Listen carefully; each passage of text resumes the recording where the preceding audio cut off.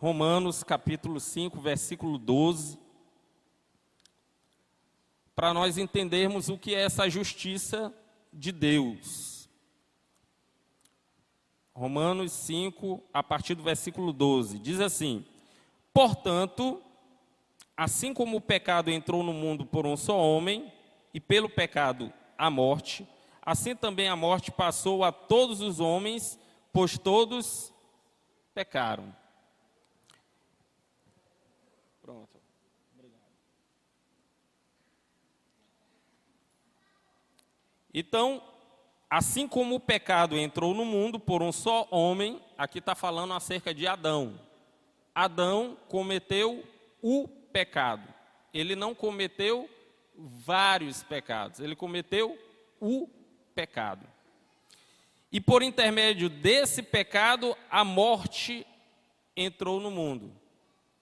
E por intermédio da morte, todos os homens pecaram. Então, observem aqui que existe um processo que começa lá em Adão. Adão, ele desobedece a Deus e obedece ao diabo. Então, Deus colocou Adão no meio do jardim do Éden e mandou Adão cultivar o jardim do Éden e guardar o jardim do Éden. Guardar o jardim do Éden de quem? Do diabo. Mas Adão não vigiou. E aí o diabo veio, conversou com Eva, sua esposa, e disse: olha, o que Deus disse a vocês? Deus disse o quê? Que vocês iriam morrer se comessem do fruto que está no meio do jardim, o fruto da árvore do conhecimento do bem e do mal. Não, Deus está mentindo. Na verdade, Ele não quer que vocês sejam semelhantes a Ele. Porque se vocês comerem do fruto, vocês serão semelhantes a Ele, conhecerão o bem e o mal. E aí Eva comeu do fruto. E aí um belo dia, quando Deus foi visitar Adão e Eva no jardim, os encontrou nus, eles estavam se escondendo Adão. E aí Adão disse: a Eva, ela que é a culpada. E aí Deus chegou para Eva e disse: epa, a serpente, ela que é a culpada. E nós até hoje reproduzimos essa fala. Nós nunca temos culpa. O culpado é o nosso pai, é a nossa mãe, é a nossa esposa, é o pastor, é o diácono. Todo mundo é culpado, menos nós. A gente tem essa mania de querer botar a culpa nos outros. E assim foi. Adão botou a culpa em Eva e Eva botou a culpa na serpente.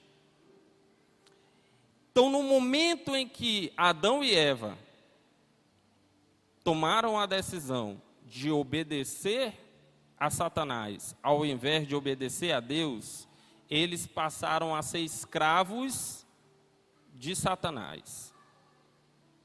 Certo? E o salário do pecado é a morte.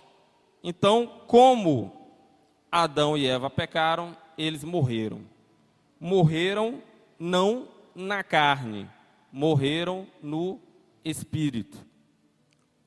Morreram não na carne, mas morreram no espírito.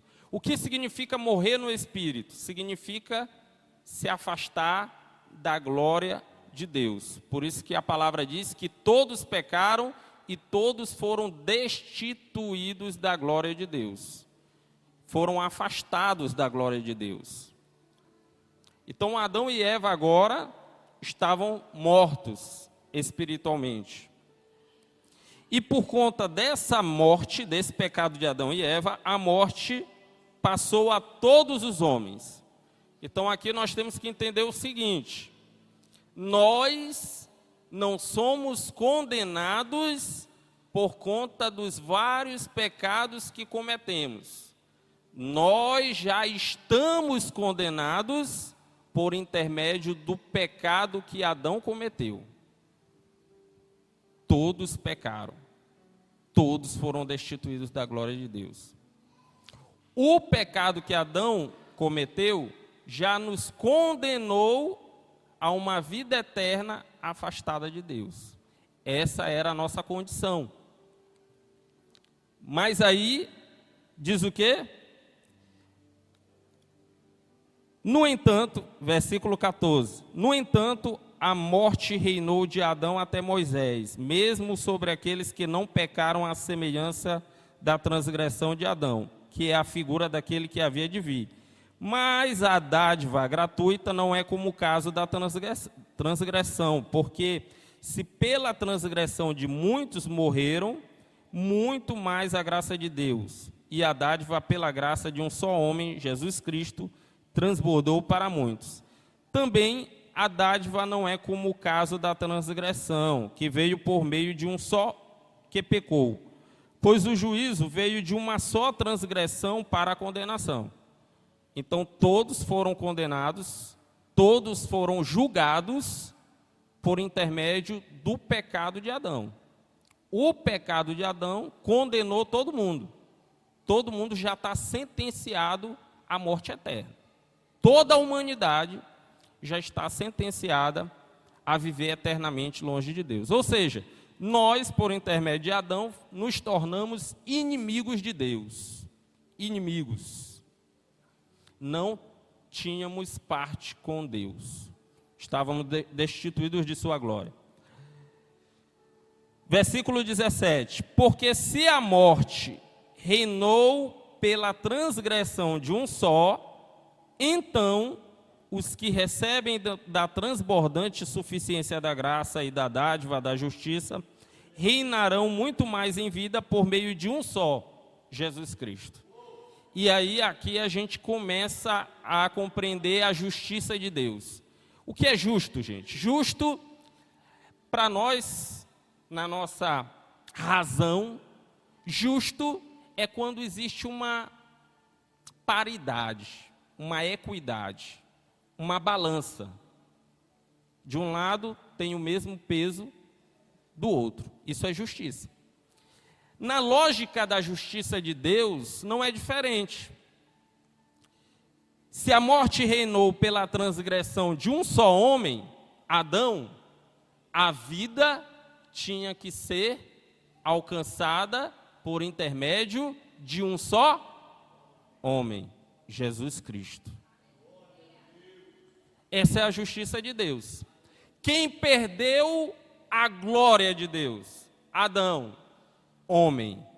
Quem tinha que recuperar a glória de Deus? Um homem. Essa é a justiça de Deus. Um perdeu, um tinha que recuperar. Por um homem o pecado entrou no mundo, por outro homem a vida entraria no mundo. Essa é a justiça de Deus. Versículo 18.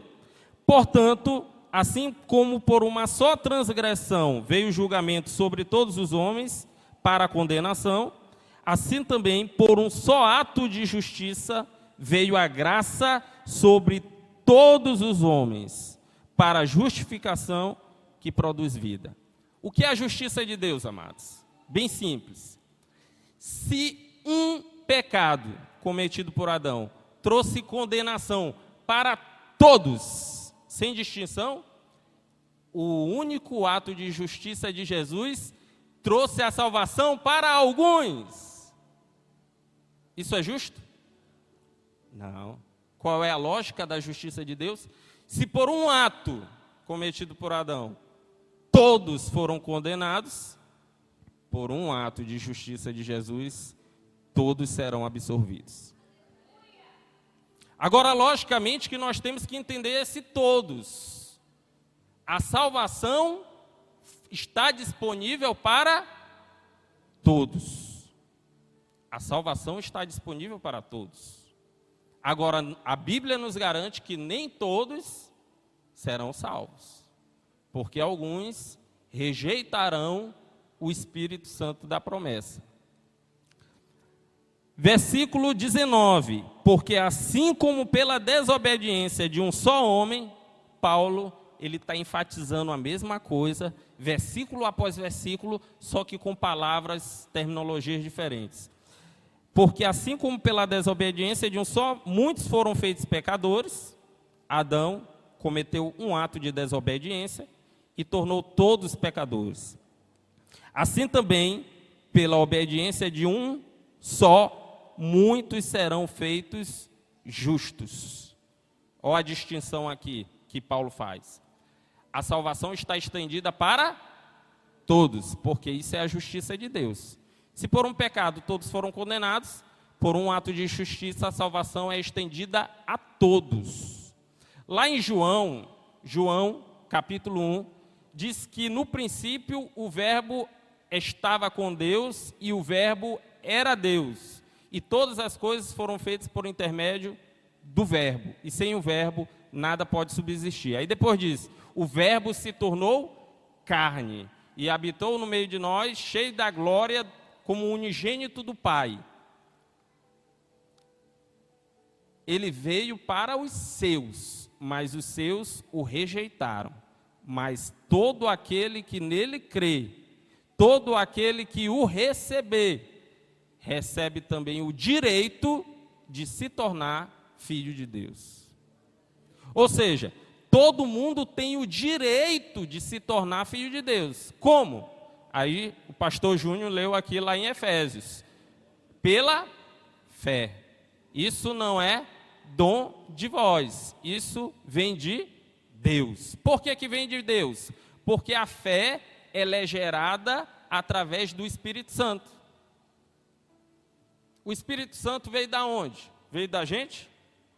Então isso não é dom de nós, não é dom nosso. A fé vem por intermédio do Espírito Santo, o Espírito Santo vem de Deus. A Bíblia diz que no momento que nós cremos, lá em Efésios, no momento que nós cremos na palavra da salvação e tendo crido também nele, fomos selados com o Espírito Santo da promessa. E é esse Espírito que nos convence do pecado, da justiça e do juízo. Então, no momento que o Espírito Santo nos convence que nós estamos condenados e precisamos do favor de Deus, através de Jesus, para sermos salvos, a gente se rende a Jesus. E aí nós somos salvos. Mas tem o outro lado da moeda. No momento que o Espírito Santo nos convence do pecado, da justiça e do juízo, e a gente diz, não, isso é mentira. Eu te rejeito, Espírito Santo. A Bíblia diz que existe um pecado que não tem perdão, que é a blasfêmia contra o Espírito Santo. O que é blasfêmia? Blasfêmia significa você chamar alguém de mentiroso. Jesus está blasfemando. Estavam dizendo que ele era mentiroso. Quando eu estou blasfemando contra o Espírito Santo, eu estou dizendo que o Espírito Santo é mentiroso. Amém?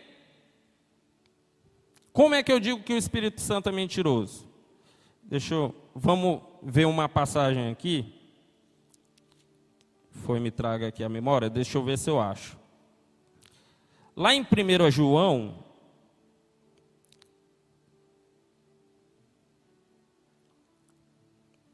João, capítulo 2.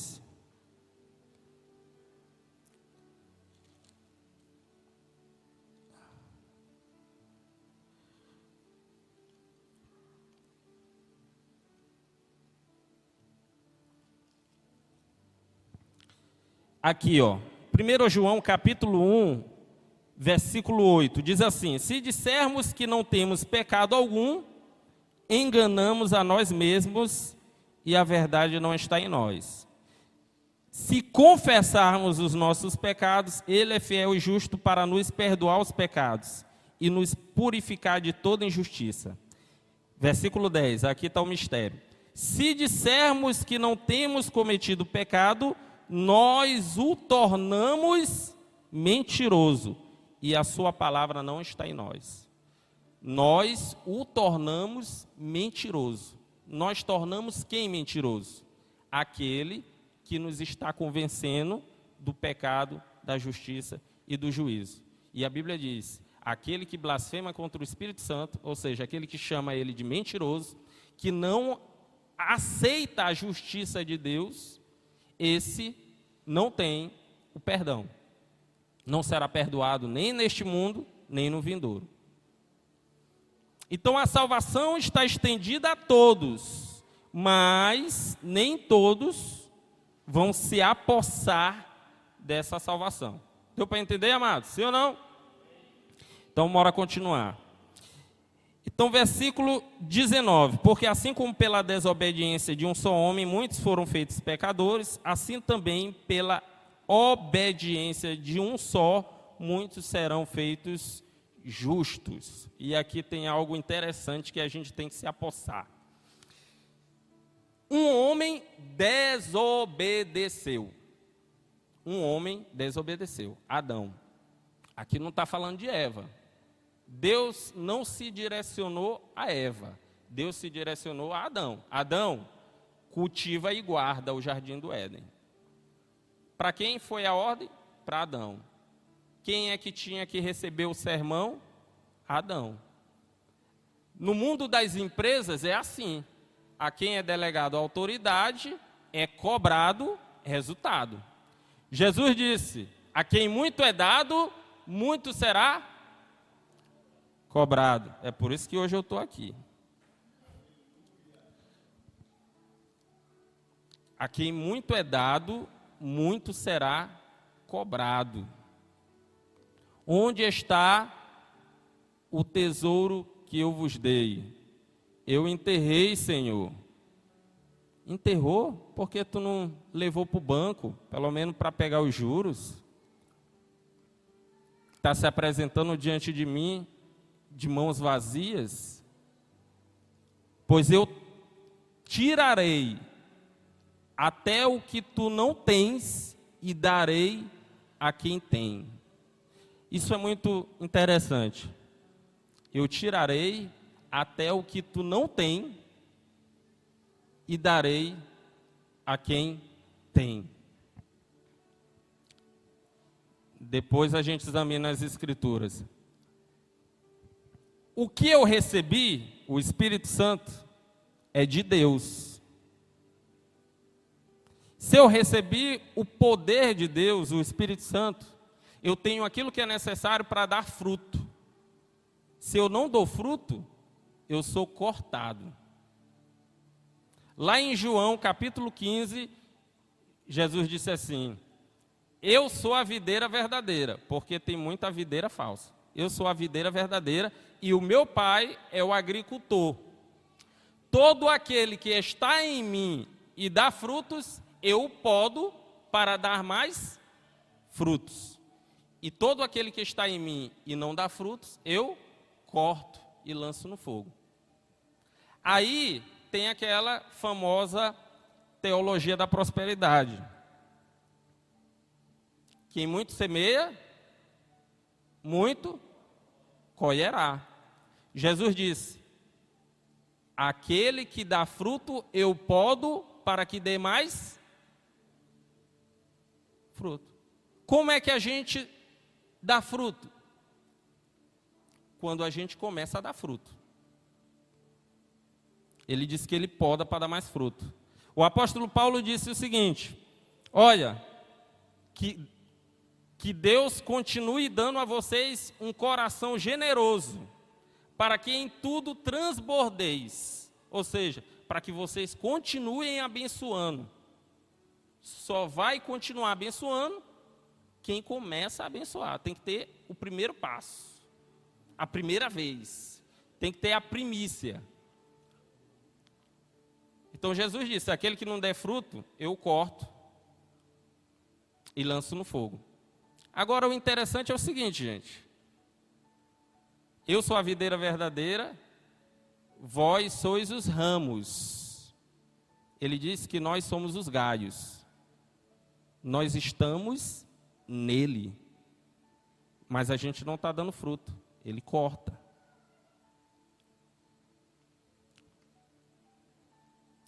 Ele corta. Então, por isso que, pela desobediência de um só, muitos foram feitos pecadores. Assim também, pela obediência de um só, muitos serão feitos justos. E aí, o que eu quero dizer, gente? Se Jesus foi obediente, é justo que nós sejamos obedientes. Se ele deu frutos, porque o Espírito de Deus estava sobre ele, lá em Atos diz, porque diz respeito a Jesus Cristo, como foi ungido com o Espírito Santo e com poder, e andou fazendo bem e desfazendo as obras de Satanás. Em outras versões, e curando a todos os oprimidos por Satanás, porque Deus era com ele. Deus era com ele. Deus é conosco. O Espírito que ressuscitou Jesus dentre os mortos habita em nós. Então nós temos tudo aquilo que é necessário para dar frutos, assim como Jesus deu. Jesus disse: aquele que crê em mim não somente fará as coisas que eu faço, mas farão maiores, porque eu já estou indo para o Pai, mas eu não vos deixarei órfãos. Eu vos enviarei o Espírito Consolador, e ele vos testificará de toda a verdade. E a gente costuma dizer que tem certas passagens da Bíblia que a gente não entende, porque é mistério de Deus. Então a palavra está se contradizendo. Não existe mistério de Deus. Ele disse que eu não vos chamo mais de servos, porque o servo não sabe o que o seu senhor faz. Eu vos chamo de amigos, porque vos tenho revelado tudo o quanto eu recebi do Pai. Nós temos que crer que o Espírito de Deus habita em nós. Aquilo que o homem não compreendeu, aquilo que o homem não viu, aquilo que o homem não ouviu, Deus o revelou por intermédio do seu Espírito. Nós temos a mente de Cristo. Agora, como é que alguém que tem a mente de Cristo vive na miséria?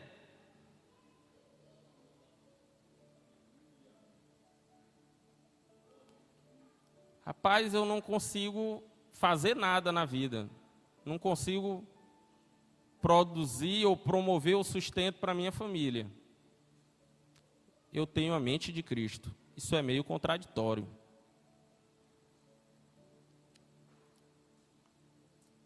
Nós temos a mente de Cristo. O Deus que criou o universo, Ele habita em nós. E é por isso que, assim como Ele obedeceu, nós obedecemos. Nós temos que obedecer. Pela obediência de um só homem, muitos foram feitos justos. Outra coisa que é errada no meio cristão é eu dizer que eu sou pecador. Eu sou pecador. Biblicamente, está errado.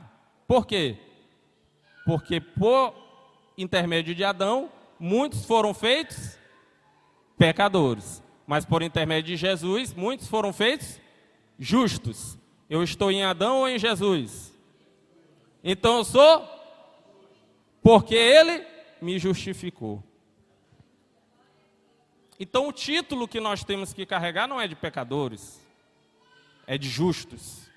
Ah, você está se glorificando. Não, eu estou glorificando aquele que me justificou.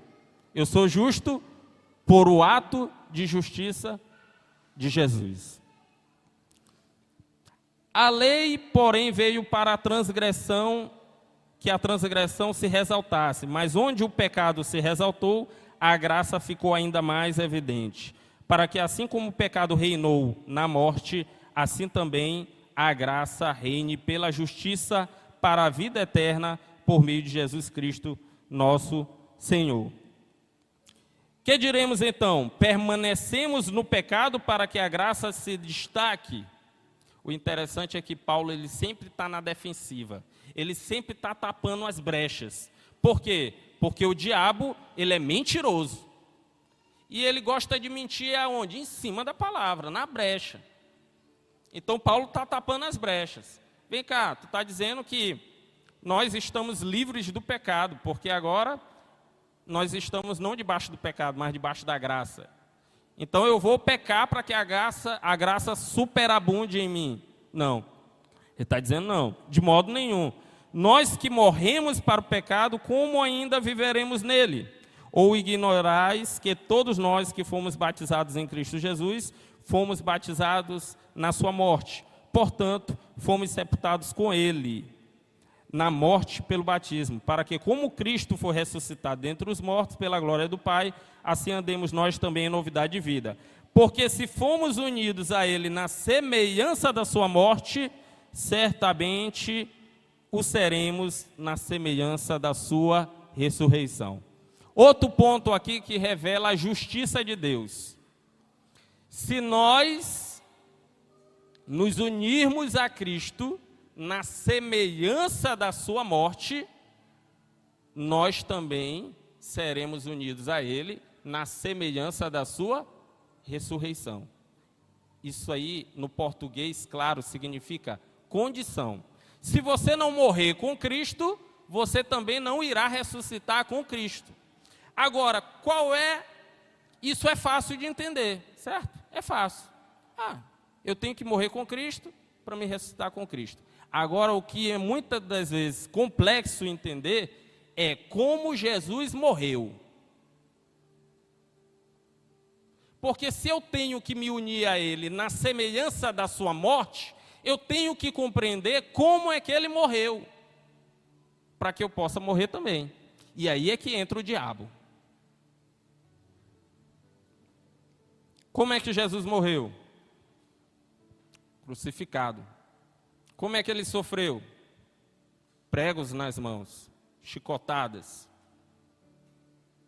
Como é que eu devo morrer? Crucificado, com prego nas mãos?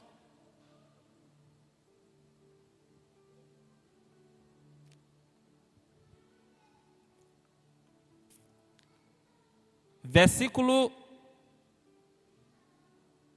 8. Se já morremos com Cristo, cremos que também viveremos com ele, sabendo que, tendo sido ressuscitado dentre os mortos, Cristo já não morre mais, a morte não tem mais domínio sobre ele.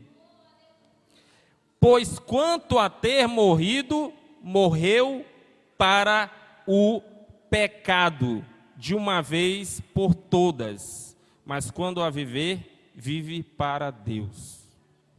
A Bíblia nos revela que o tipo de morte que Jesus morreu foi uma morte para o pecado. Lá em João, 1 João, diz que nós compreendemos a diferença entre os filhos de Deus e os filhos do diabo quando nós observamos o confessar das pessoas. E aí João diz: todo aquele que confessa que Jesus veio em corpo, esse é filho de Deus.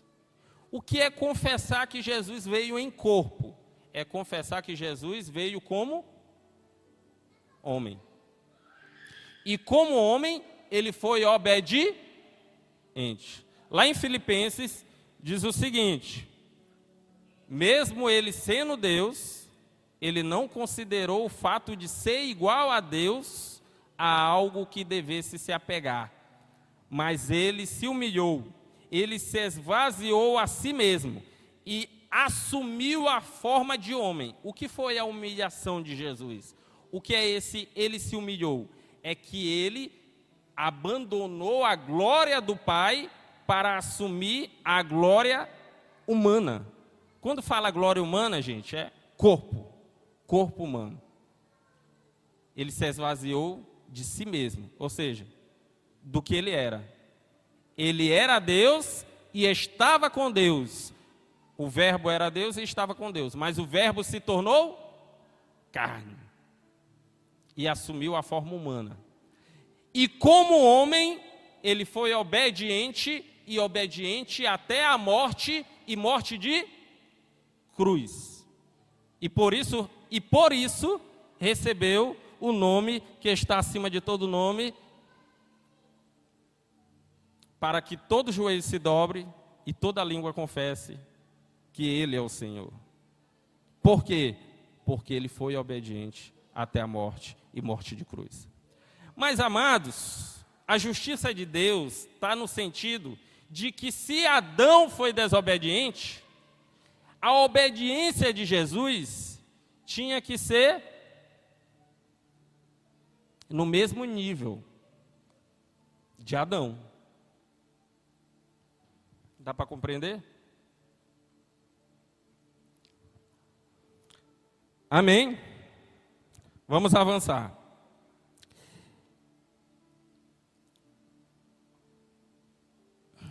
Deixa eu correr aqui. Versículo 14. Pois o pecado não terá domínio sobre vós, pois não estáis debaixo da lei, mas debaixo da graça. E aqui aí a gente tem que entender o que é estar debaixo da lei. Quando fala que está debaixo da lei, é estar debaixo da lei do pecado. Está debaixo da lei do pecado. Aqui em Romanos, o apóstolo Paulo ele vai explicar que quando não havia lei, não havia pecado. Mas quando a lei foi dada aos homens por Deus, por intermédio de Moisés, o pecado passou a reinar no mundo. Porque a lei dizia, não cobices. E aí que o homem passou a cobiçar. Então a lei, ela veio para dar evidência ao pecado. Então, estar debaixo da lei não é estar debaixo da lei de Moisés, dos 10 mandamentos, é estar debaixo da lei do pecado.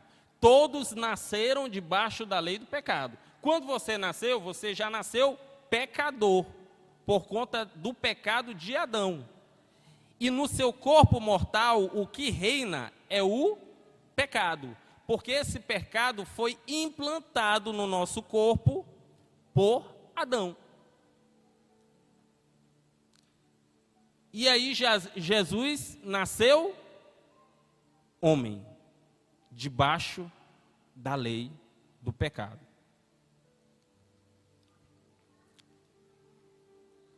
Para ficar mais claro, Romanos 8, versículo 3.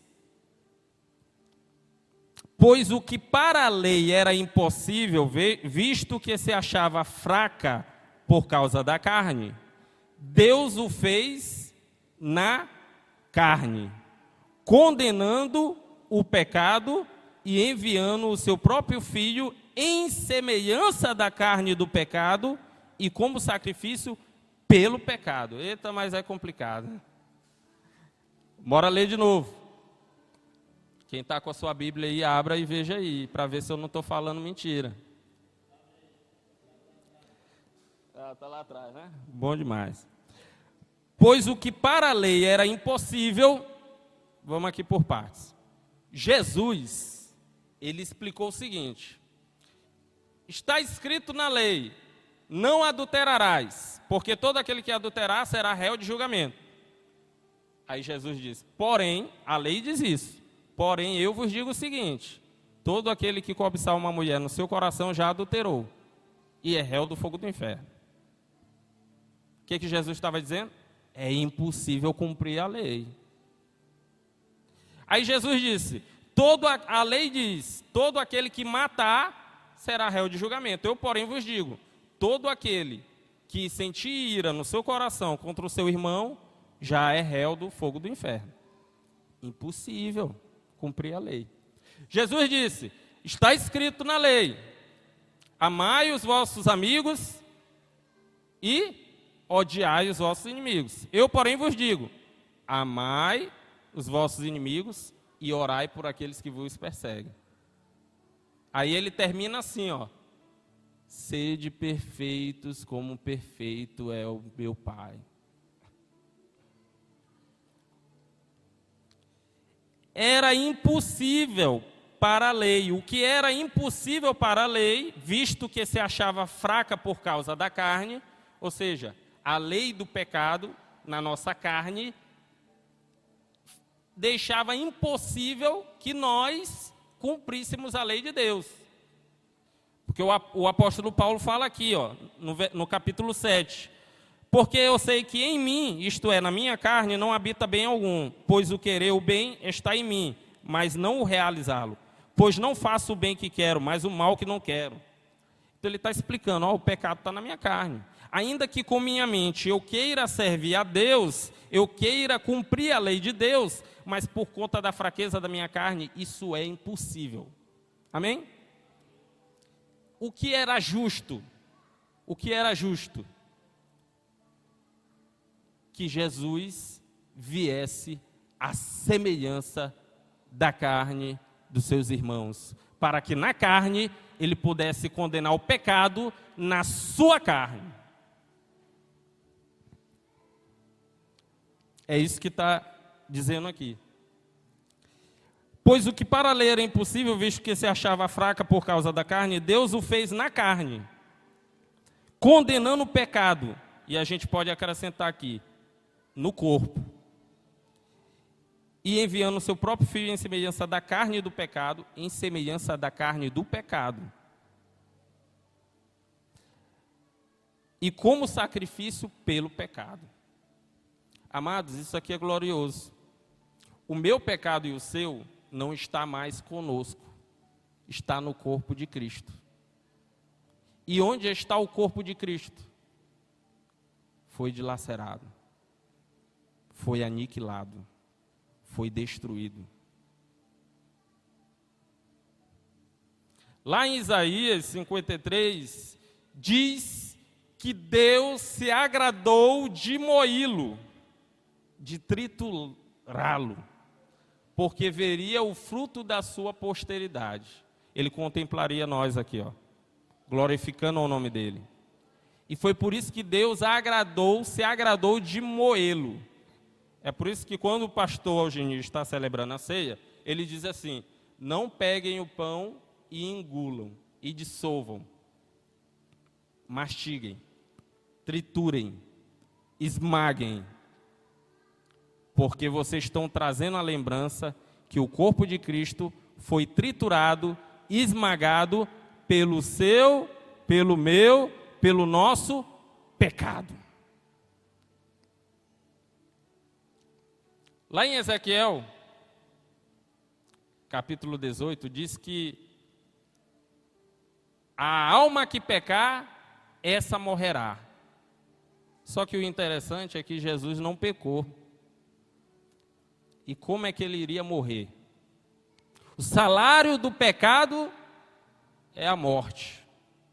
O salário do pecado é a morte. Todos pecaram. Então todos estavam condenados a morrer. O salário tinha que ser pago, porque a justiça de Deus é que Deus não deve ninguém. Então, o salário do pecado tinha que ser pago. O salário do pecado é a morte. Alguém tinha que morrer. Quem foi que morreu? Jesus. Mas ele morreu por conta dos nossos pecados. A Bíblia diz: o castigo que hoje nos traz a paz, nós temos paz com Deus, porque nós éramos inimigos, mas Jesus nos reconciliou com o Pai. O castigo que hoje nos traz a paz estava sobre ele. Agora, amados, se o pecado foi condenado no corpo de Jesus, o pecado foi aniquilado. O pecado não existe mais. Aí, aqui, continuando, o apóstolo Paulo vai dizer assim: diante dessas coisas, o que diremos, pois? Se Deus é por nós, quem será contra nós? Pois aquele que não poupou nem o seu próprio filho, ou antes o entregou, será que juntamente com ele não nos dará todas as coisas? Quem intentará condenação contra os escolhidos de Deus? É Deus quem os justifica. Quem os condenará? Pois foi Jesus que morreu, ou antes, quem ressuscitou.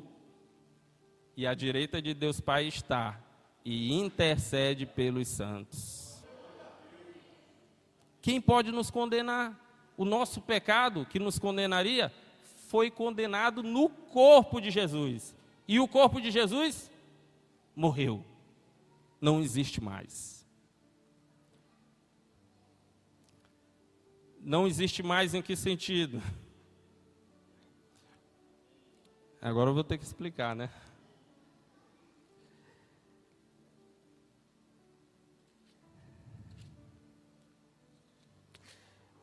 Jesus semeou um corpo incorruptível, igual ao nosso, e ressuscitou em um corpo glorificado. O corpo incorruptível de Jesus não existe mais. Porque para nós entendermos o que vai acontecer conosco, nós temos que compreender o que aconteceu com Jesus.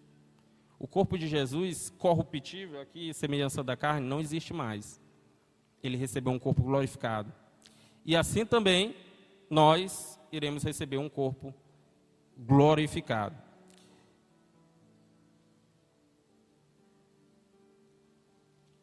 Para nós compreendermos isso, aqui em primeiro, deixa eu ver se é 1 Coríntios. 1 Coríntios, capítulo 15, versículo 50. 1 Coríntios, capítulo 15, versículo 50. Mas digo isto, irmãos, carne e sangue não podem herdar o reino de Deus. Certo? Carne e sangue não herdam o reino de Deus. Jesus era feito de carne e sangue? Sim ou não? Sim. Só que o sangue dele foi derramado todo. Carne e sangue não herdam o reino de Deus. Então Jesus, ele foi a primícia, ele foi o primeiro a receber um corpo glorificado. E nós também iremos receber. Nem o que é perecível pode herdar o imperecível. Eu vos digo um mistério, nem todos iremos falecer, mas todos seremos transformados. No momento, no abrir e fechar de olhos, ao som da última trombeta, porque a trombeta soará e os mortos ressuscitarão, imperecíveis, e nós seremos transformados. Pois é necessário que aquilo que perece se revista do que é imperecível, e o que é mortal se revista do que é imortal. Mas quando o que perece se revestir do que é imperecível, e o que é mortal se revestir do que é imortal, então se cumprirá a palavra escrita: a morte foi engolida pela vitória. Onde está, ó morte, a tua vitória? Onde está, ó morte, o teu aguilhão? O aguilhão da morte é o pecado.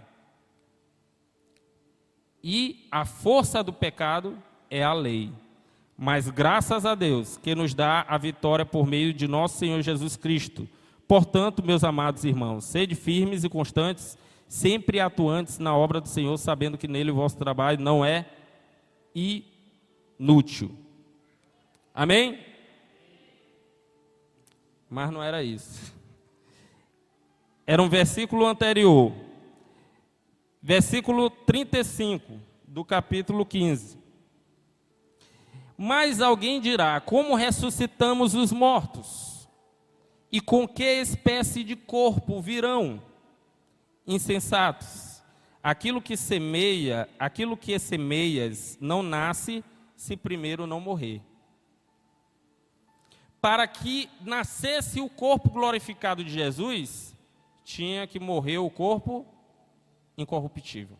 Para que o incorruptível nascesse, o que era corruptível tinha que morrer.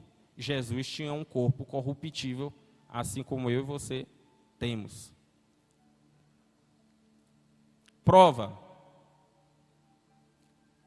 Jesus foi tentado, à semelhança dos seus irmãos, em tudo, porém sem pecado.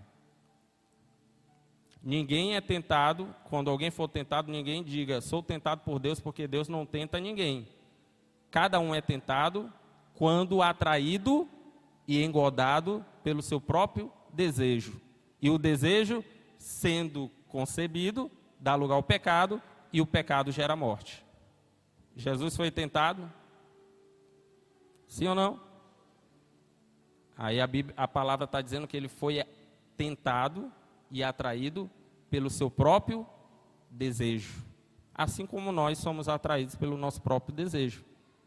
Porque era justo que em tudo ele fosse feito à semelhança dos seus irmãos.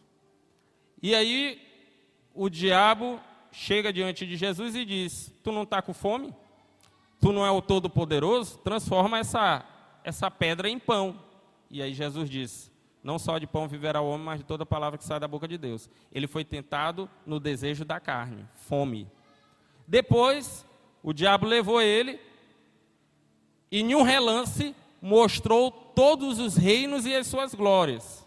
E ainda disse assim: eu te darei, porque a mim foram dados. Quem foi que deu os reinos e as glórias do mundo para o diabo? Adão. No momento que Adão obedeceu Satanás, ele se tornou escravo de Satanás. E no momento que ele se tornou escravo de Satanás, tudo que era de Adão passou a ser de Satanás. Jesus, Deus, o Espírito Santo, chegou para Adão e disse: eu te dou autoridade sobre todas as plantas, sobre todos os animais do campo que rastejam. Eu te dou o governo da terra. Governo da terra é ar, fogo, água, tudo. Tudo ficou nas mãos de Satanás. Tudo. Mas aí Jesus, ele veio e destronou Satanás.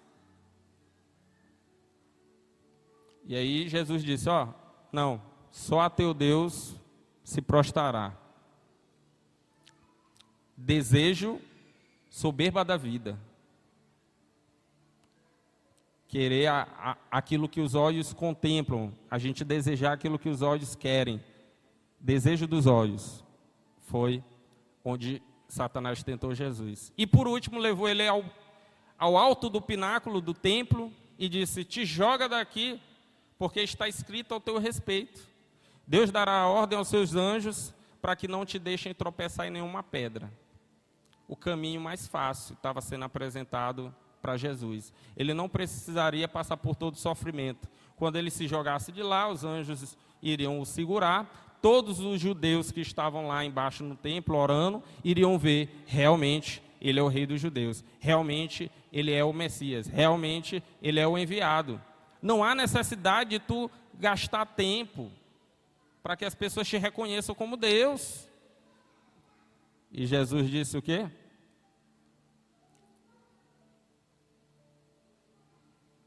Somente ao teu Deus adorarás. Jesus foi tentado no desejo da carne, fome, no desejo dos olhos, contemplar e querer possuir os reinos e suas glórias, e na soberba da vida, ser glorificado pelos homens. E lá em João está escrito: ele não tem parte com o mundo e o que nele há. O que há no mundo? A soberba da vida, o desejo dos olhos e o desejo da carne. Mas Jesus disse: eu venci o mundo.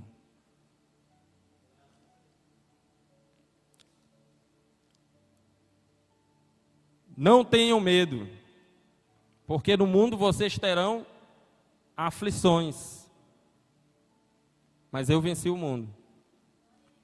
Eu venci o desejo da carne, eu venci a soberba da vida, eu venci o desejo dos olhos.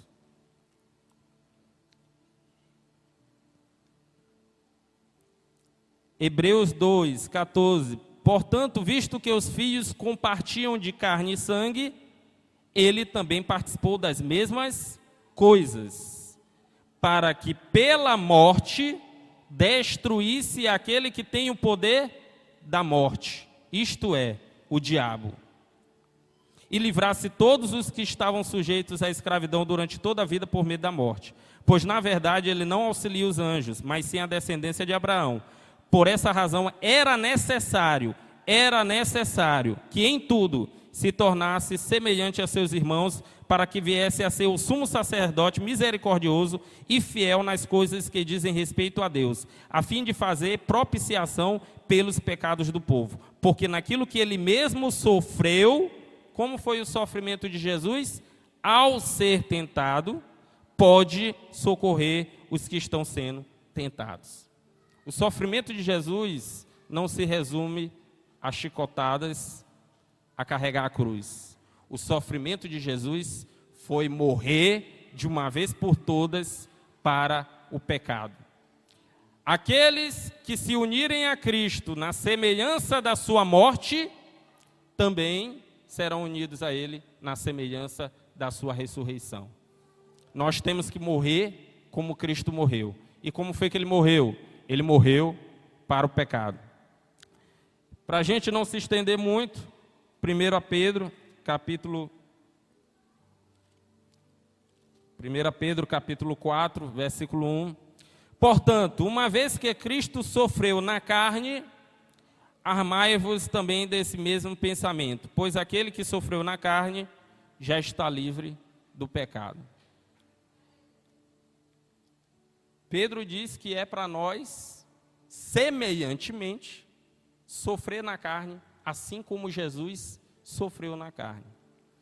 Ninguém pode ser obediente sem sofrimento. Se você não está sofrendo por amor de Cristo,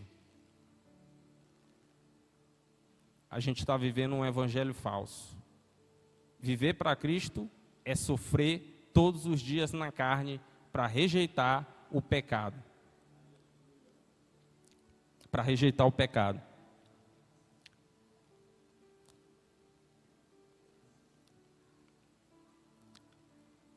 E eu vou falar aqui só um pecado para a gente encerrar, prometo. Só um pecado. Mateus, capítulo 6, lá no Pai Nosso. Mateus capítulo 6, versículo 14.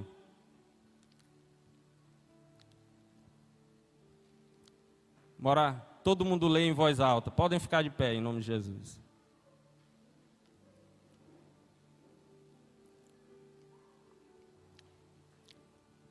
Vamos lá. 3, 2, 1.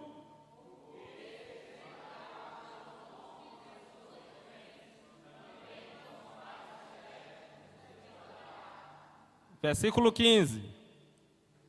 Mas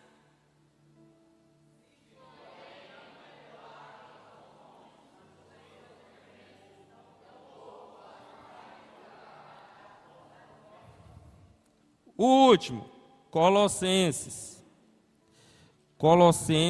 capítulo 2, Efésios, Colossenses capítulo 2,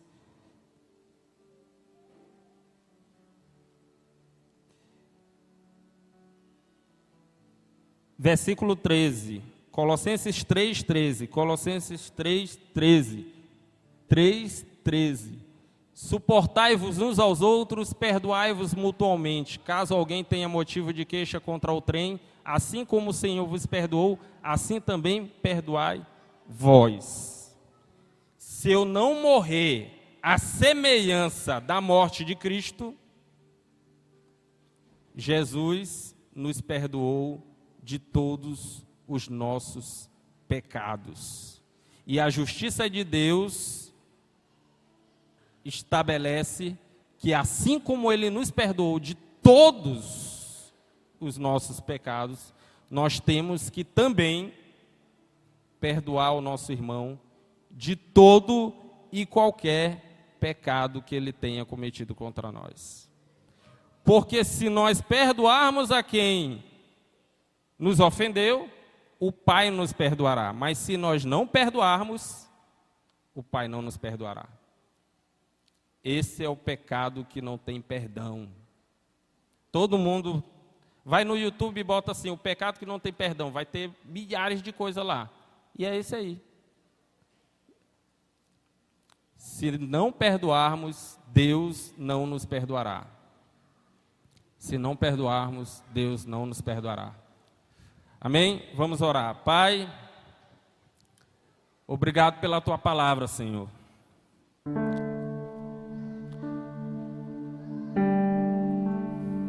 Nós entendemos que a Tua justiça ela deve ser buscada por nós. Nós temos que buscar a justiça de Deus. E a justiça de Deus é que Jesus foi obediente até a morte e conquistou, através dessa obediência, a vida eterna para aqueles que o obedecem. Por isso, Pai, nós queremos buscar a Tua justiça. Nós queremos buscar a obediência que Tu tivestes ao Pai.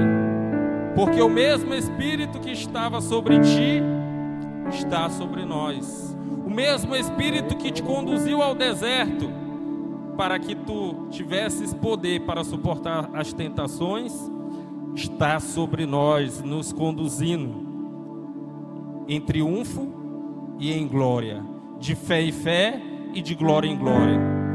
Porque a Tua palavra nos garante que não foi posto sobre nós tentação que não seja humana, mas o Senhor é bom e não permitirá que nós sejamos tentados além do que possamos suportar, porque o Senhor vai promover um escape. Que nós venhamos a buscar em 2024 a Tua justiça e o Teu reino e a Tua justiça. Porque se buscarmos estas coisas, todas as demais coisas serão acrescentadas. O que comer, o que vestir, onde dormir. Porque se nós buscarmos o Teu reino, a Tua justiça, buscarmos a direção do Teu Espírito Santo, todas essas demais coisas virão como acréscimo.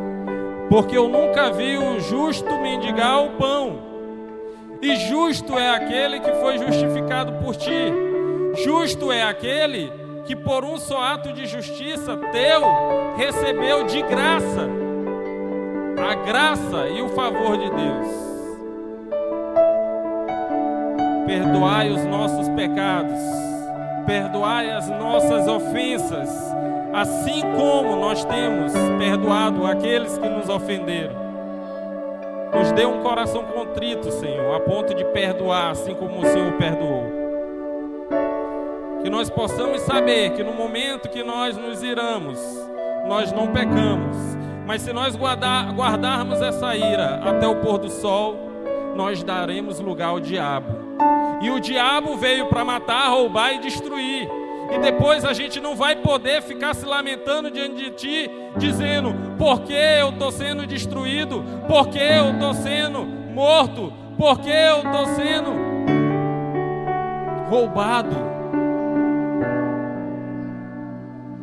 És Tu, Senhor, que queres que eu seja roubado, destruído, morto?